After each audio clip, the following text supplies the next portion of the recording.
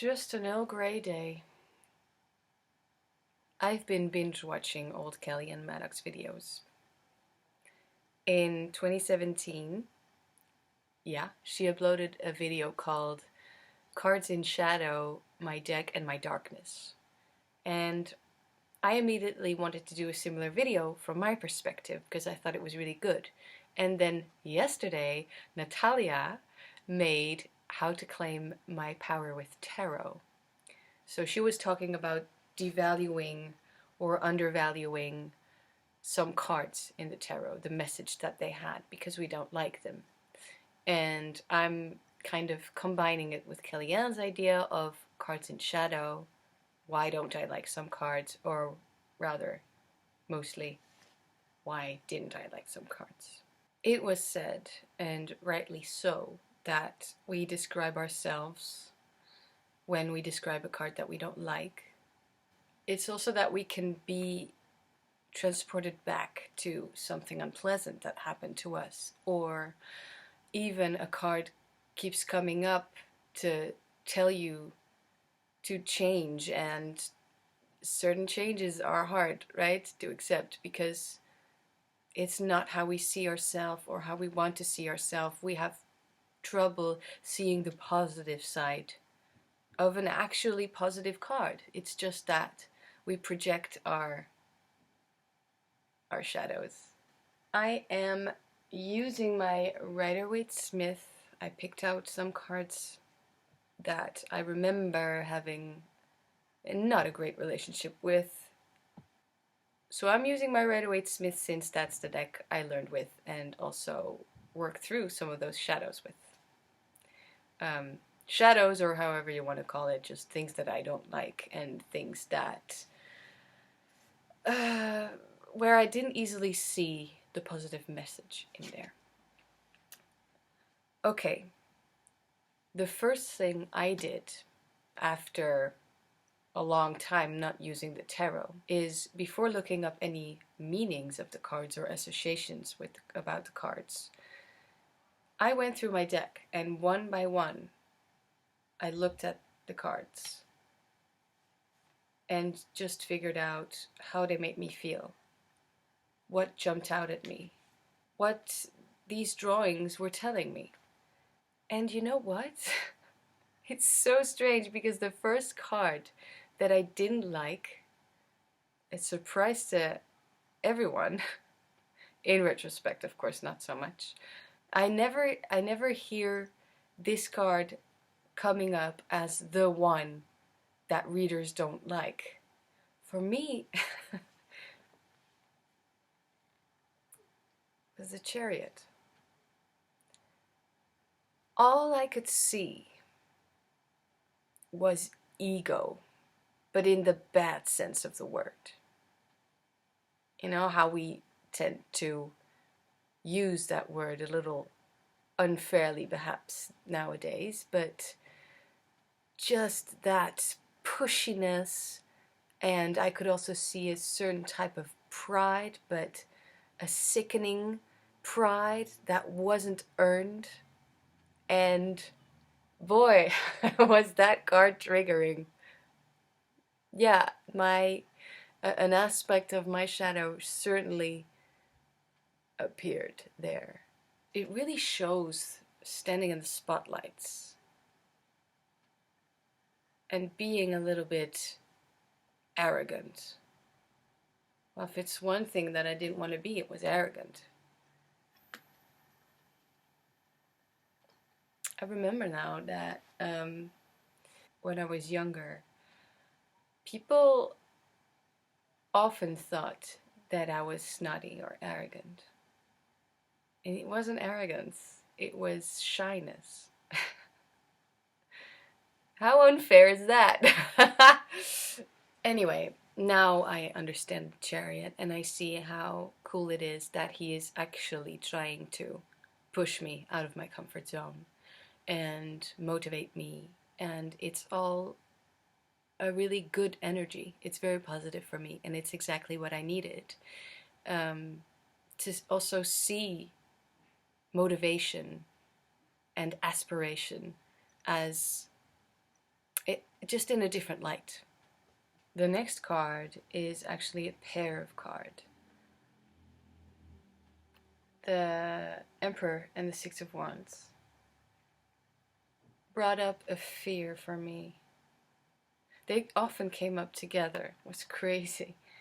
They showed me actually the fear of success.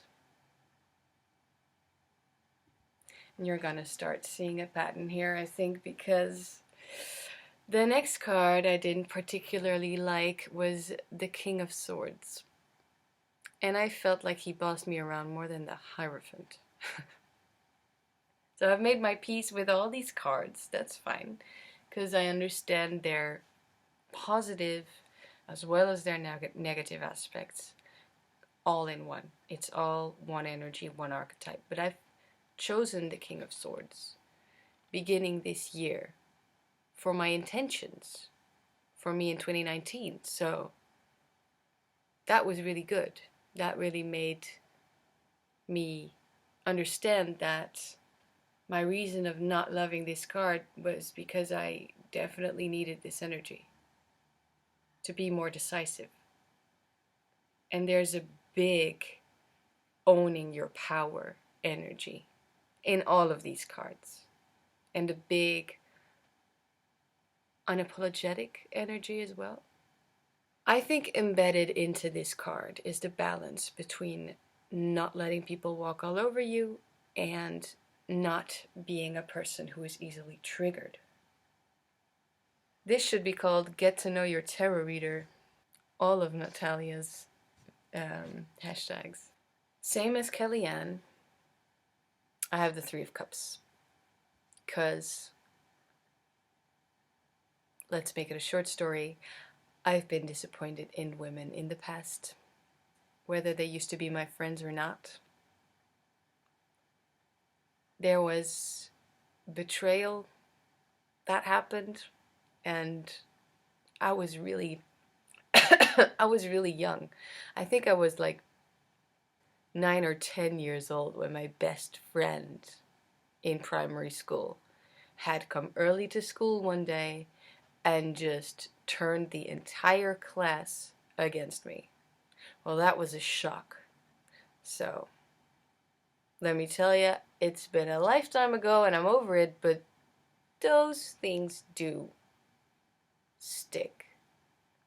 And I realized that I wasn't just the victim here. Because I think after that experience and others later on as well, I had trouble. I've had trouble of being a good friend to others. Here's another personal one, the King of Pentacles. An overly strict parent. Ah, the Hierophant, everyone's favorite card. I pretty quickly accepted this guy. The hierarchy energy with it was something that was bad for me. I actually don't believe in hierarchy anymore. I've been surrounded by hierarchical, whatever, how do you say that word, systems, my entire life. Yeah, hierarchy, just it in the dance worlds, for instance, where you're not supposed to say anything back to your teacher, and later on to your choreographer. God forbid you go into discussion with him or her. Came to a point where I had to ask myself what I was doing, because that takes away my power and gives them all the power. And that position can so easily be abused. Well, that realization occurred to me pretty quickly. The Hierophant may be tradition, etc., but translate it to making your own tradition. You having discipline for what you want to do. And it's a great archetype to have in the deck. I did, though, thought of this card. When Natalia posted her video about reading tarot objectively, Kellyanne also mentioned something about not projecting onto the cards. And I thought to myself, I might be reading this card as the exact opposite of what it's supposed to mean.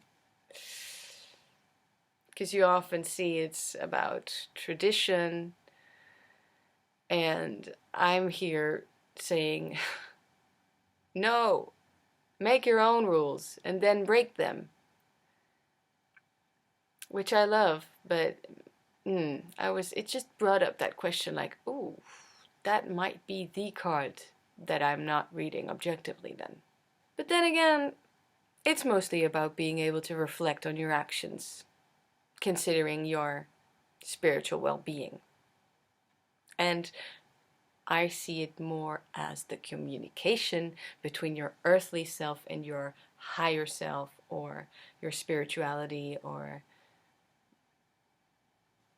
most of us tarot readers are really freeing up this Christian archetype.